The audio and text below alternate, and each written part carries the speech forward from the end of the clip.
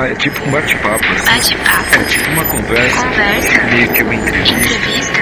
Onde você leu isso? Eu li na prosa.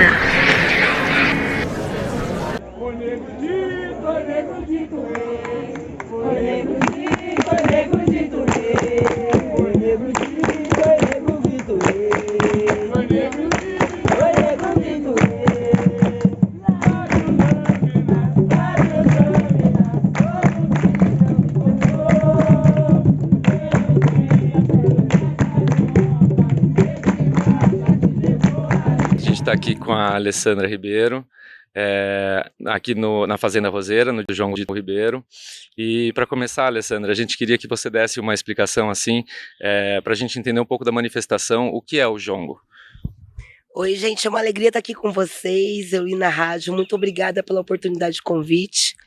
O jongo, ele é uma manifestação cultural que começa no Brasil no século XIX, nas fazendas de café, e que tinha como objetivo, a partir do toque dos tambores, da dança dos escravizados dessa região sudeste e do cântico metafórico, articular fugas, fazer resistência, falar de dores, falar de alegrias e unir as pessoas. Com o passar do tempo, né, principalmente depois da escravidão, essa manifestação se torna um patrimônio familiar. E essas famílias que foram originárias, né, do povo banto, principalmente que foram escravizadas da região de Congo, Angola, que trouxeram essa cultura já nascidos no Brasil, eles passam também a fazer como um elemento de alegria para articular a comunidade, em festa de casamento, batizado. Então, hoje ainda, o jongo, ele tem como características fundamental a união, que ele une pessoas que amam essa prática cultural, mas ele também tem um ato de registrar, através da metáfora, do seu cântico, momentos que são importantes para as comunidades. Então, por exemplo, aqui a gente tem um ponto que fala: me avisaram, formigueiro vai pegar fogo, formigueiro vai pegar fogo, mas eu não sou formiga, eu com ela eu não me envolvo. Então, essa brincadeira de cantar uma coisa que tem dois entender, para quem não é jongueiro vai falar: nossa, eu acho que vai ter uma confusão, eu não sou formiga e não me envolvo. Mas para nós que somos jongueiros, de acordo com a hora que esse ponto entra, ele com certeza está provocando alguém, ou então contando alguma história, respondendo alguma coisa. E é isso que faz o jongo ainda até hoje ser tão encantador. Ele é resistência, ele é união da comunidade, mas ele também registra a nossa memória. Nossa, sensacional. A gente conta um pouco pra gente assim da história da Fazenda da Roseira e do João Dito Ribeiro, como que se dá essa construção toda? Bom, Benedito Ribeiro era meu avô, pai da minha mãe. Ele teve 5 filhos, né? Sendo que 4 deles são vivos, graças a Deus, até hoje. Então, é o tio Dudu, que é o nosso mestre mais velho, que tem 89 anos, que é o mestre Dudu. A tia Cidinha, que é uma das Marias do Jongo, que tem 84 anos hoje. A tia Edith, que infelizmente fez a passagem. O tio José Roberto, que é meu tio, que é médico, que também participa com a gente. E a minha mãe, a Maria Alice, que tem 79 anos, que é mais jovem. E meu avô era um homem muito acolhedor, ferroviário, tem muitas histórias, né? Inclusive, a gente teve uma grande emoção do mestre Tião Mineiro, contar de um encontro que ele teve com meu avô em vida, mas eu não conheci em vida.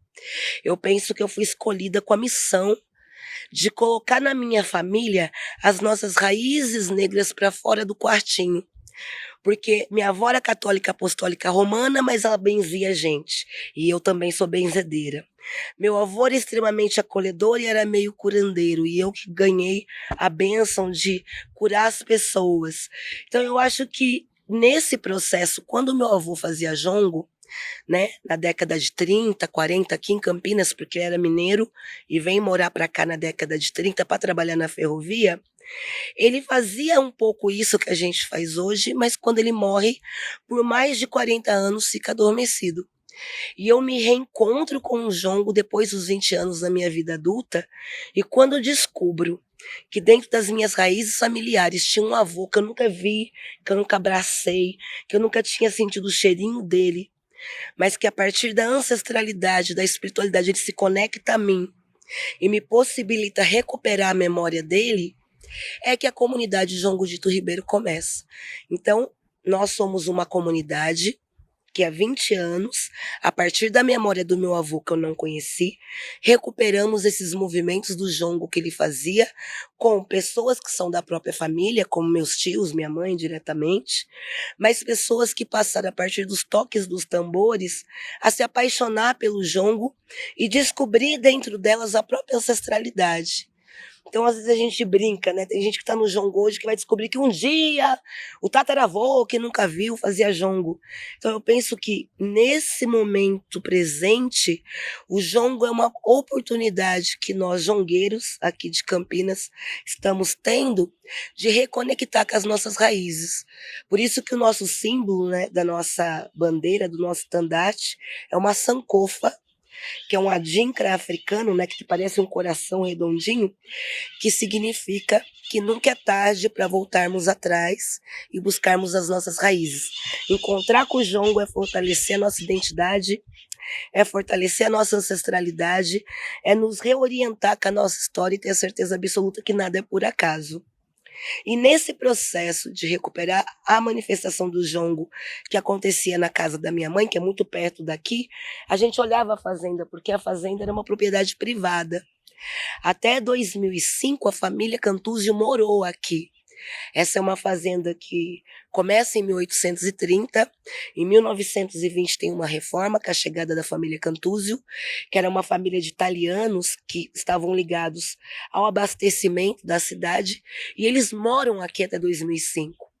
Então a gente brinca que todos os bairros do entorno, inclusive Roseira, Ipauçurama, Perseu, que nosso olho alcança, um dia já foi essa fazenda que foi fragmentada para a origem de novo bairro. E agora, esse impacto imobiliário gigante que a gente tem de prédios é o último processo de especulação imobiliária. É a reserva diária que eles tinham mantido para agora poder fazer essas vendas. E a área que eles definem como equipamento público comunitário, que é uma legislação que toda vez que surge um bairro, você tem que deixar uma área de gleba para ação, né, da prefeitura, que pode ser uma casa de cultura, um posto de saúde, ou qualquer coisa de interesse, essa área do conjunto arquitetônico do casarão ficou como equipamento público comunitário. Então, nós daqui dessa região, que moramos aqui há mais de 30 anos, como minha mãe, aqui era aquele lugar que não podia entrar, sabe? Como se fosse um lugar encantado. Então a gente ouvia história que os nossos amigos vinham aqui pegar fruta, que tinha vaca leiteira, que tinham animais, mas a gente sempre à margem. E só quando aqui se torna um equipamento público em 2007, que a gente vem para cá pela primeira vez podendo entrar pela porta da frente, sem tomar tiro de espingarda, sem o cachorro correr atrás, sem o dono, né, falar que a gente não era bem-vindo.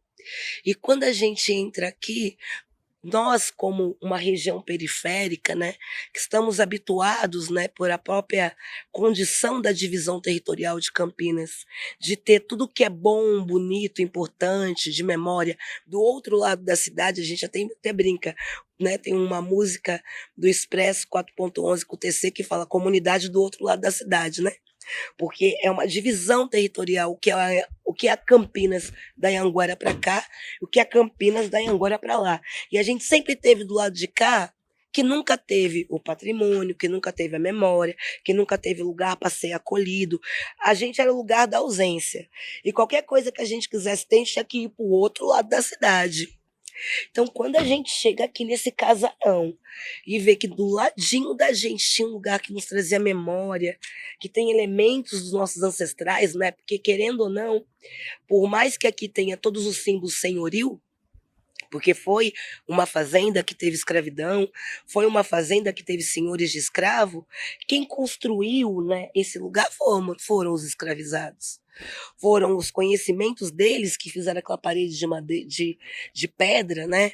De encaixar e fazer uma construção a partir de pedra, o pau a pique, a taipa de pilão, né? Que é aquela coisa socada, porque era a tecnologia possível de construir casa de uma maneira mais em conta, mas também resistente. Então, quando a gente chega aqui com o jongo, que já era um reencontro com a ancestralidade, a gente entende que a gente poderia contribuir com o cuidado desse lugar, porque aqui não foi um prédio que foi escolhido para ser tombado como patrimônio da cidade, porque, como eu bem disse, os patrimônios, as grandes fazendas estão do outro lado da cidade. Então, até para quem avaliou o patrimônio, não quis tombar isso aqui.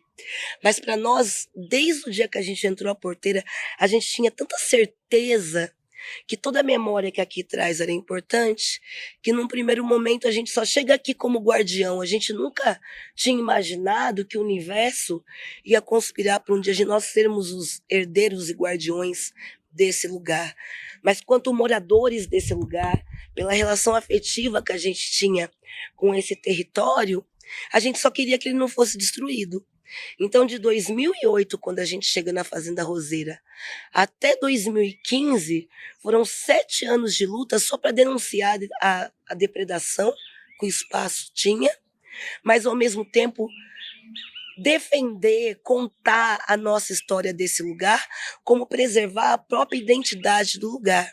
É por isso que a Casa de Cultura Fazenda Roseira não se chama Comunidade João Gudito Ribeiro, porque não fazia sentido para a gente também apagar a memória do próprio lugar. Todas as pessoas que moram nessa região do entorno têm uma memória da Fazenda Roseira, porque era um lugar que a gente não podia entrar e que agora a gente entra pela porta da frente e a gente é muito bem-vindo. Então, manter também essa memória. A Fazenda Roseira, ela é a Fazenda Roseira, quanto um prédio que não é tombado, mas que a gente sabe a memória de símbolo que traz para nós dessa região, e ela é salvaguardada e cuidada pela comunidade João Gudito Ribeiro, que é um patrimônio imaterial brasileiro desde 2005. Então, até essa inversão acabou sendo notória e positiva, porque é a primeira experiência no Brasil que é um patrimônio imaterial, que está associado aos saberes das pessoas, que preservam uma materialidade. E junta essa história e vira isso aqui que vocês estão vendo. Que fantástico. Dentro desse período que todo mundo passou, todo mundo ficou trancado em casa, quais foram as dificuldades assim que a comunidade atravessou? A fazenda, o coletivo, o jongo, como que foram as atividades? O que aconteceu com vocês enquanto centro cultural de resistência dentro da pandemia? Nossa, foi um caos, porque 2019 tinha sido o primeiro ano que a gente achou que estava entendendo o que era gestão. Então, a gente estava começando o ano com a expectativa de ter um fôlego de sobrevivência até dezembro e com muitas possibilidades de projetos para o primeiro semestre de 2020. Então, a gente estava naquela ascensão, naquele gás, naquela animação, cheio de ideias, né? A gente teve a possibilidade em 2019 fazer uma parceria, nossa primeira parceria internacional, que é o projeto Tucupamoja, que manda 4 jovens, 2 para Moçambique e 2 para Noruega, e acolhemos 4 jovens desses territórios para cá. Então a gente estava com muito ânimo. E aí a gente começa 2020 e vem a pandemia. E uma pandemia que tirou da gente aquilo que sempre foi a nossa alma, o contato. Né? A gente tem, inclusive, um processo muito lento na inserção em tecnologias, em se comunicar de outra maneira, porque para nós tudo que a gente faz é do contato.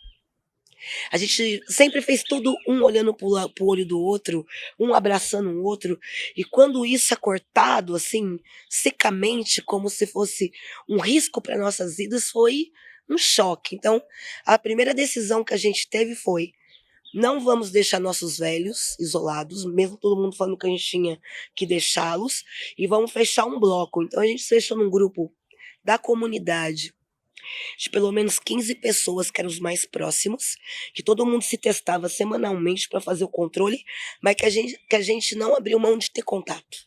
Porque eu acho que a gente ia morrer de depressão se a gente não pudesse se acolher, né? Se a gente não pudesse, pelo menos, ficar os 15 junto no mesmo lugar, se olhando, tomando uma cerveja, tentando ter alguma ideia de sanidade, ou chorando, né, pelas perdas que a gente estava tendo. Isso foi muito curador para nossa comunidade. A segunda coisa que a gente fez foi aprender a lidar com o online. Não tinha como estar com as pessoas. Então eu lembro que minha mãe brincava que eu virei senhora live, live, live. Nunca fiz tanta live, nunca participei de tanta live na minha vida.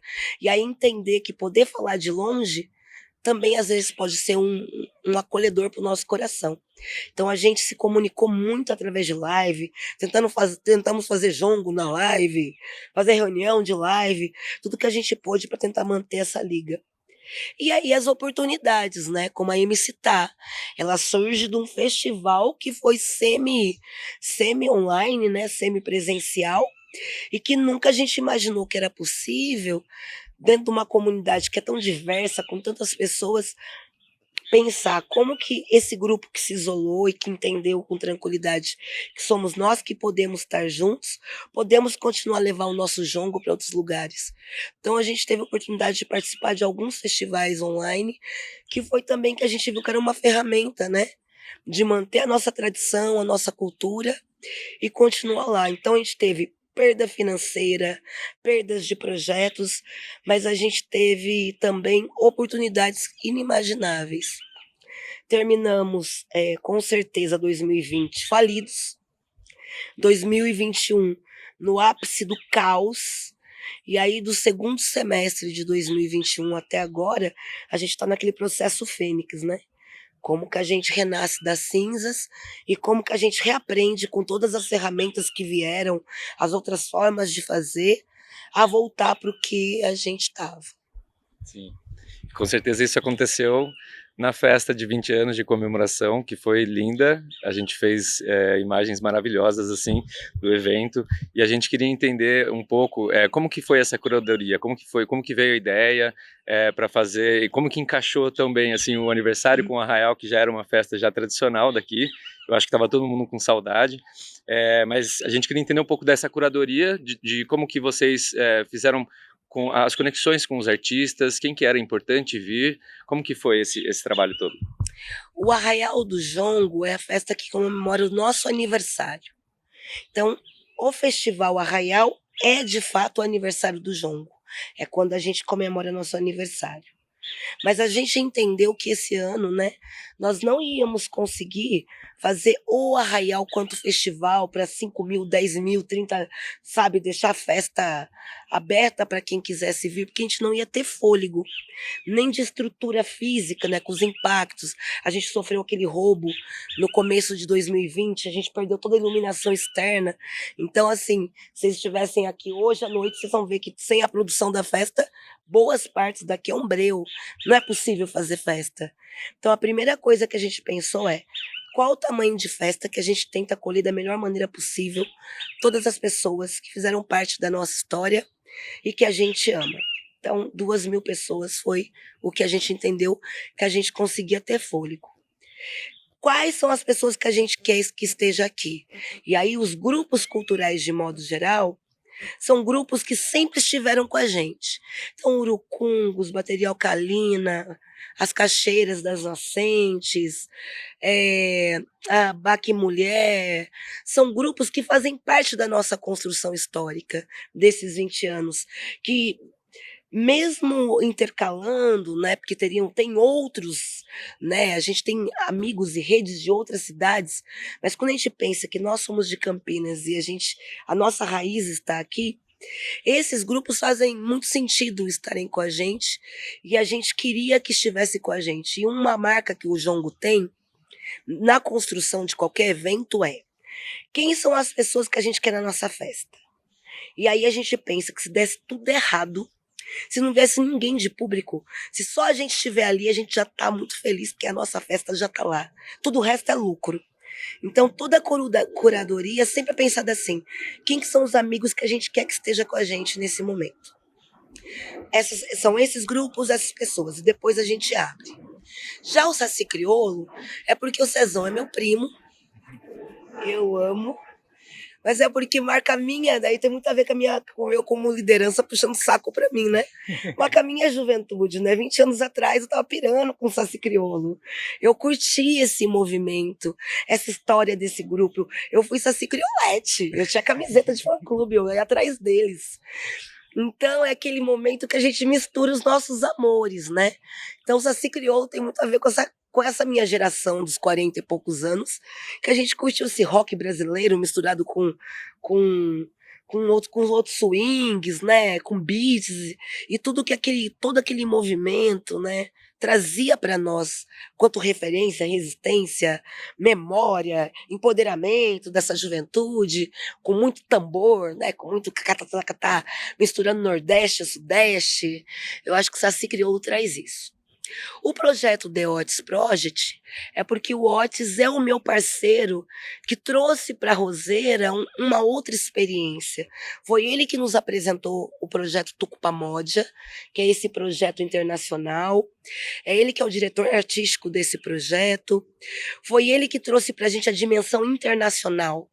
Olhar para além do Brasil e ver a potência que a gente tem para esses outros territórios.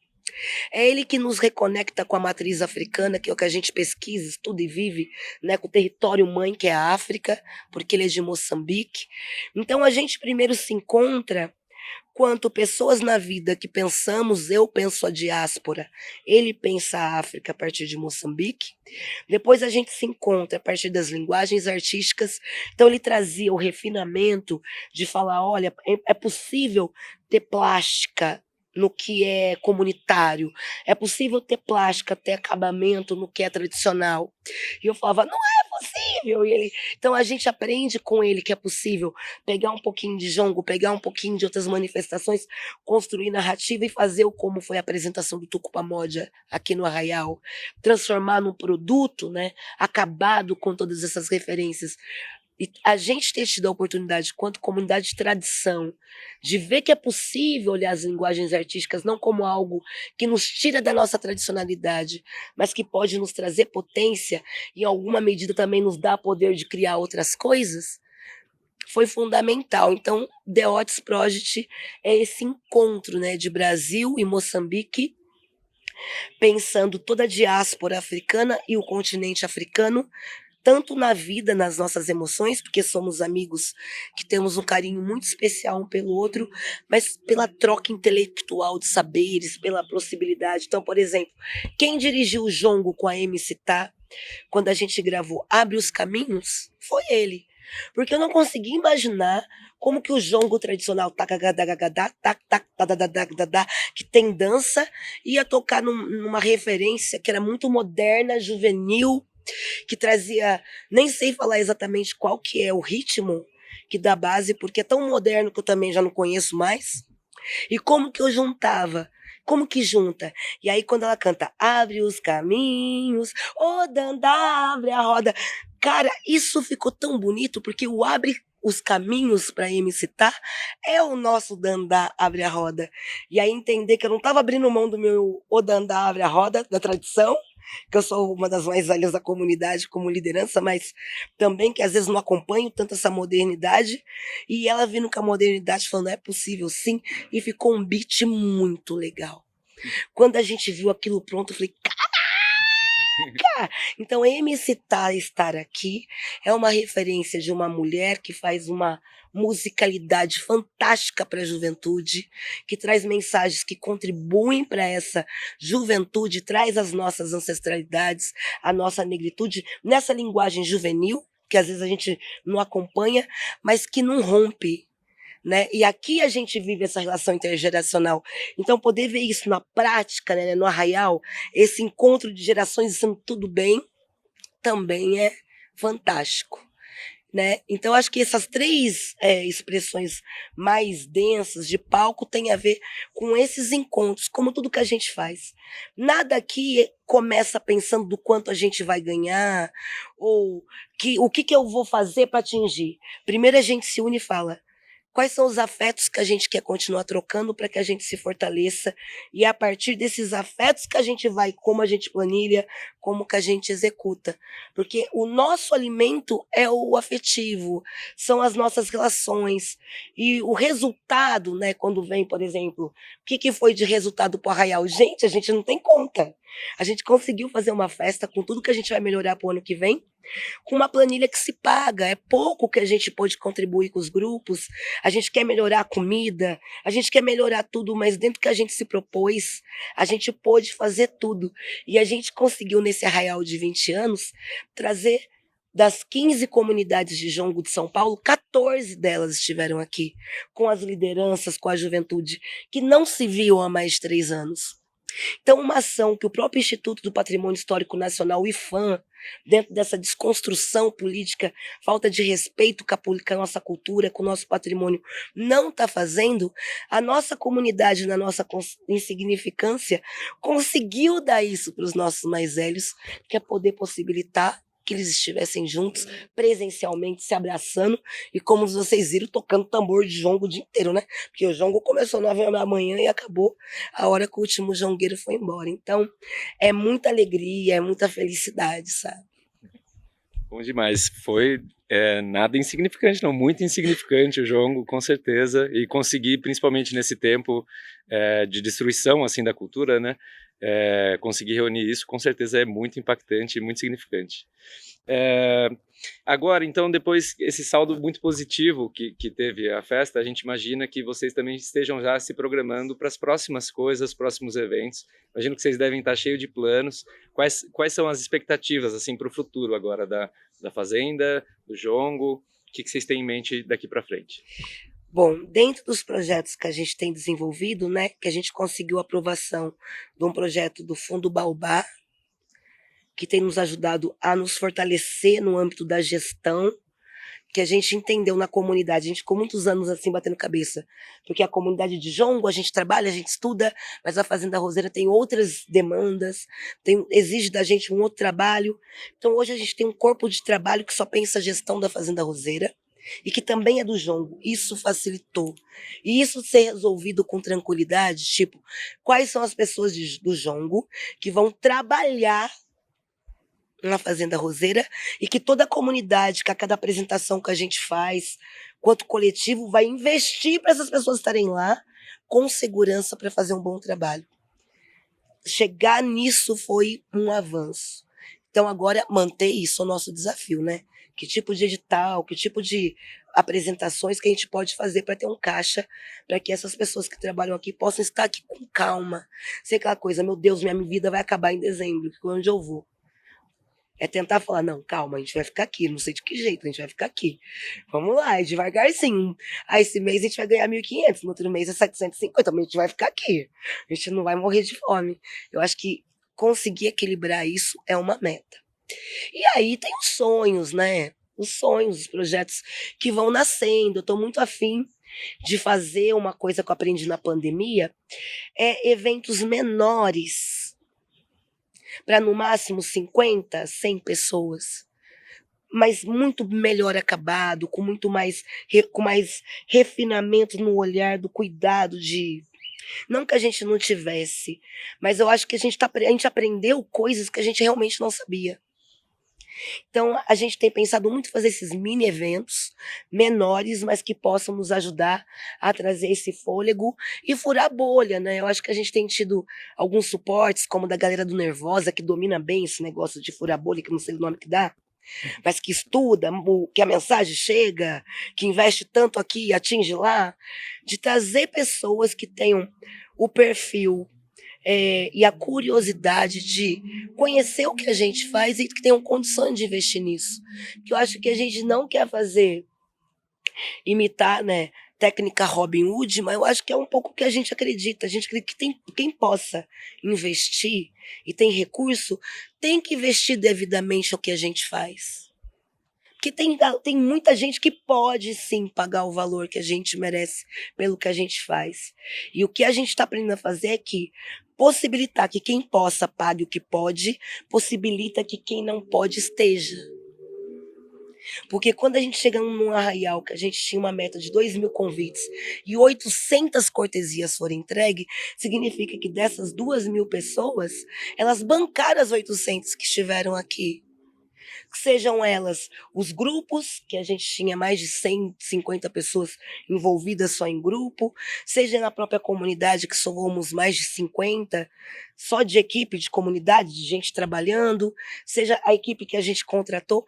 Então a gente tinha aí 800 pessoas que eram amigos, que eram parceiros, que se não estavam comendo, bebendo, o tempo todo sendo cuidados por nós, estavam aqui vibrando positivamente por nós, que é o que nos faz viver.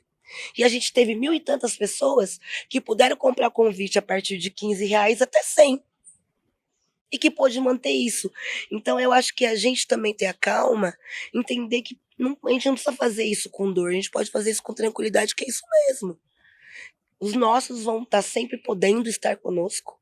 E nunca vai ser dinheiro que vai impedir que nenhum dos nossos esteja aqui, mas a gente quer sim que quem possa investir como investe em outros lugares, reconheça o trabalho que a gente faz, porque a gente faz muito bem e a gente tenta aprender e melhorar a cada momento essa entrega. Muito bom. Alessandra, um prazer, muito obrigado por receber, obrigado pela oportunidade da gente cobrir o evento, foi sensacional. A gente espera também entregar uma coisa que seja muito positivo para vocês, contribuir um pouco também, como a gente pode, e a gente fica muito feliz e te agradece demais. Muito obrigado, Alessandra. Sejam muito bem-vindos, já se sintam requisitados na Feijoada das Marias do Jongo, a gente precisa de apoio de registro, no Arraial do Jongo, se sintam muito parte da nossa família, e gratidão também por escolherem a gente para ter essa oportunidade. Obrigado. É isso.